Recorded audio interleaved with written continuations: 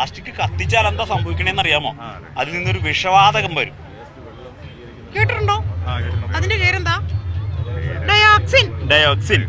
ഈ വിഷവാതകങ്ങൾക്കൊക്കെ ഒരു കുഴപ്പമുണ്ട്. നമ്മൾ കത്തിച്ചത് മുകളിലേക്ക് വിടുമ്പോൾ നമ്മൾ വിചാരിച്ചു ഇത് പോയെന്ന് വിചാരിച്ചല്ലേ? പോയില്ലേ? പോകൂല. മുകളിൽ ചെന്നാൽ അന്തരീക്ഷം തണുക്കും.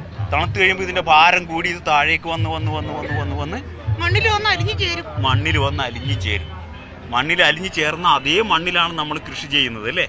ആ കൃഷി ചെയ്യുന്ന ഉൽപ്പന്നം ഇത് വലിച്ചെടുത്ത് നിങ്ങൾക്ക് തന്നെ തിന്നാൻ തരും. മനസ്സിലായോ? പ്രകൃതി നമ്മളോട് പ്രതികാരം ചെയ്യാതെ പോയിട്ടില്ല. മനസ്സിലായി? ഇത് മാത്രമല്ല, ഈ വലിച്ചെറിയുന്ന കടലാസില്ലേ, പ്ലാസ്റ്റിക് കടലാസ്, ഇത് ഒഴുകി കടലിലെത്തും അല്ലേ? കടലിൽ കിടന്ന് പൊടിഞ്ഞ് ചെറിയ പൊടിയായിട്ട് മാറും. മനസ്സിലായി? ഈ ചെറിയ പൊടി ഭക്ഷണമെന്ന് കരുതി കുഞ്ഞു മത്സ്യങ്ങൾ കഴിക്കും. അവരുടെ ശരീരം സെപ്റ്റിക് ആയില്ലേ? ആയി.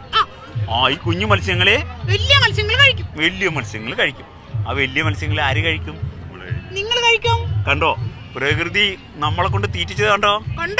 അതുകൊണ്ട് വലിച്ചെറിയരുത്, കുഴിച്ചിടരുത്, കത്തിച്ച് കളയരുത്. അത് കഴുകി വൃത്തിയാക്കി ഹരിതകർമ്മ സേനയെ ഏൽപ്പിക്കുക. റെഡിയാണോ?